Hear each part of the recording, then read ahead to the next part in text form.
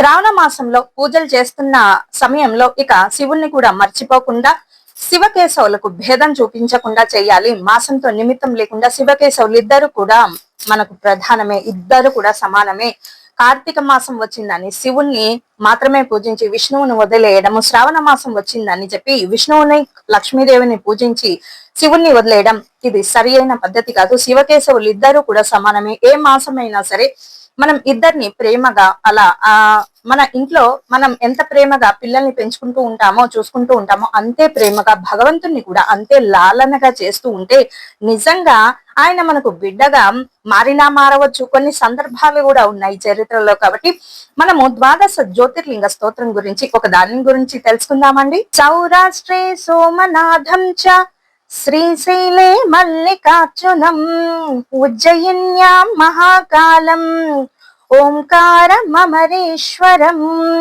ప్రజ్వల్యాం వైద్యనాథం చ ఢాకిన్యాం భీమశంకరం సేతుబంధేతు రామేశం నాగేశం దారుకావనే వారణాస్యంతు విశ్వేశం త్రయంబకం గౌతమీ తటే హిమాలయేతు కేదారం గృష్ణేశం చ శివాలయే ఏతాని జ్యోతిర్లింగాని సాయం ప్రాతః పఠేన్నరః సప్త జన్మ కృతం పాపం స్మరణేన వినశ్యతి. ఈ స్మరణ మాత్రం చేతనే సకల పాపాలు కూడా పటాపంచలైపోతాయట. ఫలితము ద్వాదశ జ్యోతిర్లింగాలు స్తోత్రం పఠించడం వల్ల ఎటువంటి ఫలితం వస్తుంది? గౌరవము, కీర్తి, సమాజంలో మనకంటూ ప్రత్యేకమైనటువంటి గుర్తింపు, హోదా, ధనము, ధాన్యము, సిరి సంపదలు, పుత్రుడు, పౌత్రుడు అంటే కొడుకు, మనవడు, అలాగే సౌభాగ్యము, దీర్ఘకాలము, సుమంగలిగా జీవించేటటువంటి అదృష్టము, దంపతుల అన్యోన్యత, చక్కగా ప్రేమగా ఉండేటటువంటి భర్తను పొందడం, అలాగే సర్వకార్య సిద్ధి, అన్ని ఏ పని తలపెట్టినా అన్నిట్లో విజయం సాధిస్తూ ఉంటారు. మీదే పై చేయి అవుతుంది. కారణం ఏమిటో తెలుసా? మీలో ధర్మం ఉండాలి. ధర్మో రక్షతి రక్షితః.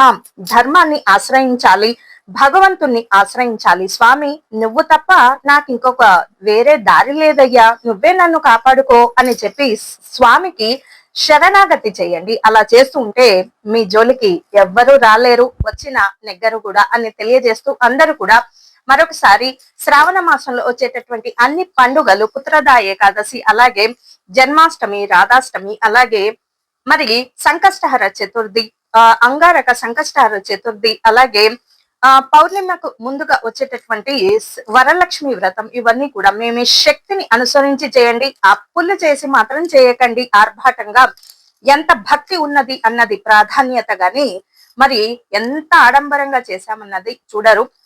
భగవంతుడైనా దేవత అయినా మీలో ఎంత భక్తి ఉంది, ఎంత నిశ్చలమైనటువంటి మనస్సు ఉంది, అదే ప్రశాంత చిత్తంతో చేయండి. ధ్యానం చేయండి, నారాయణ మంత్రాన్ని అలా పఠిస్తూ ఉండండి. నారాయణ నారాయణ నారాయణ అని అలా ఓం నమ శివాయ, ఓం నమ శివాయ, ఓం నమ శివాయ అనేటటువంటి పంచాక్షరి మంత్రాన్ని, నారాయణ అనేటటువంటి అష్టాక్షరి మంత్రాన్ని కూడా జపిస్తూ ఉండండి. ఇలా చేస్తూ ఉండండి. చాలా చక్కగా ప్రశాంత చిత్తంతో వెళ్తూ మీకు ఎక్కడ ఏ లోటు జరగకుండా మోక్షానికి దగ్గర మార్గం పడుతూ ఉంటుంది. అలా ప్రయత్నించేటటువంటి ప్రయత్నం చేయండి.